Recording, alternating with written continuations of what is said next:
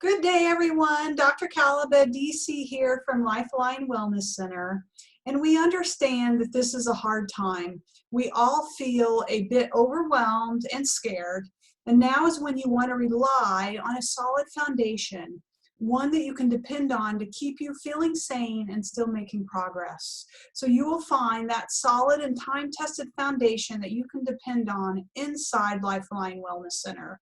So today I am bringing to you our next video to support you in doing your part to create your best health and future possible.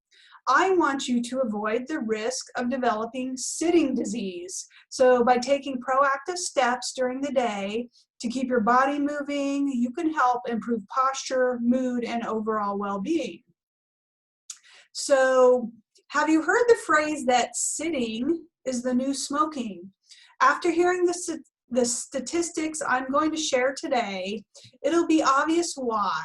So keep in mind, if you're seated for a couple of hours, it won't cause irreparable harm. However, when you're seated for hours and hours per day, for day after day, especially now when people are working from home and even balancing the laptop on their legs while sitting on the couch, then over time it can greatly impact your health. So poor sedentary posture is very hard on the body, and sedentary behaviors are a direct cause of many modern day aches, pains, and chronic diseases. So I'm going to start with some stats. The average American spends 7.7 hours a day sitting at a desk or at the kitchen table right now. So the ill effects associated with prolonged sitting are shocking. Did you know that women who are seated more than 7 hours per day are 47% more likely to suffer from depression? And this posture here with a postural hyperkyphosis is now a drastic or a diagnostic factor in depression. And the worst consequence associated with prolonged sitting and poor posture is actually early mortality. So researchers followed thousands of men and women over the course of 13 years. They discovered that women who were sedentary, meaning they sit more than 6 hours per day, were 94% more likely to suffer an early death than women who were physically active and sat less than 3 hours per day. So men who sat for 6 hours per day were 48% more likely to die younger than men who were standing more often, 48%. So research also showed that workers with that hyperkyphosis postural distortion have a 1.14-fold increase in early mortality over and above their increased risk from sitting. So as I mentioned, the average American sits for 7.7 hours per day, and the majority of the population has that postural distortion pattern. So that's a significant issue. So I want to give you something that you can actually do about it. So the first thing you should do is called a posture break.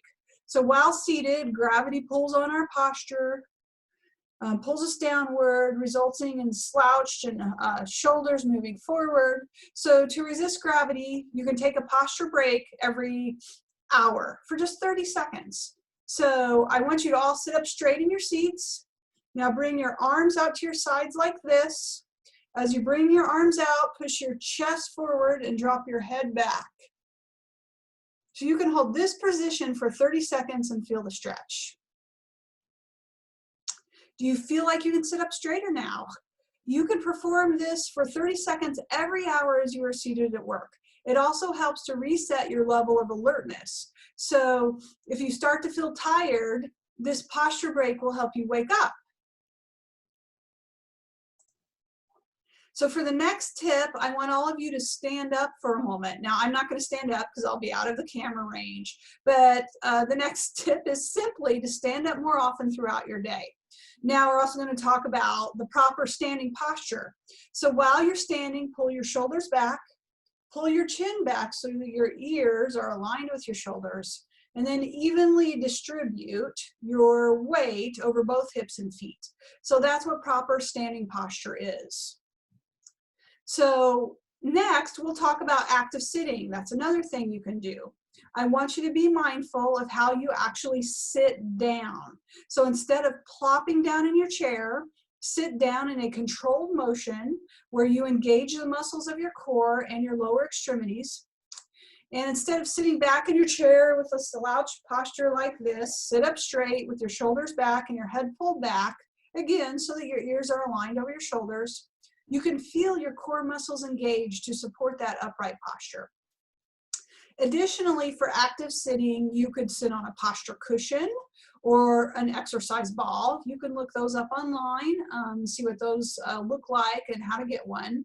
While seated on the ball or the cushion, you can actually move around. You can go through a series of motions with your pelvis. You can go from side to side, you can go from front to back, and you can even do figure eights. So to prevent sitting disease, there's a few tips that I've given you today. You can take posture breaks for 30 seconds every hour to reverse the force of gravity. You can take short walks throughout the day, simply standing up at your desk as well in that proper standing position. And you can practice active sitting, moving more in your chair, trying a cushion, or sitting on an exercise ball. So implementing these strategies into your workday is a success plan for healthy living. You can't afford to ignore sitting disease any longer. Your health depends on it, especially now when a lot of people are in unusual work situations, either working from home, maybe not having a proper desk or a proper chair. And so I hope that you find this information helpful as part of your foundation to continue doing your part. I'm Dr. Leanne Kalaba, DC, in Tucson, Arizona at Lifeline Wellness Center, your trusted partner and advisor. Have a great day.